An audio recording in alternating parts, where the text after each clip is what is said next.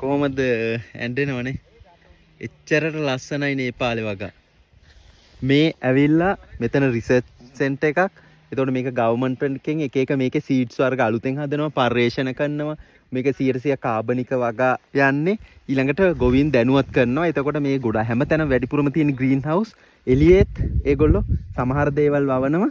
මේ තියෙන එළියේ ගෝවා, බ්‍රොකොලි ඒ වගේ දේවල් වවලා තියෙන හැටි.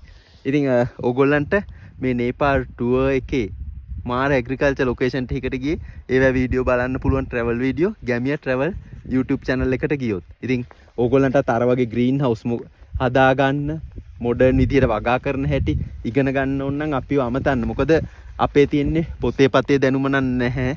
අපේ තියෙන්නේ ප්‍රායෝගික දැනුම විතරයි.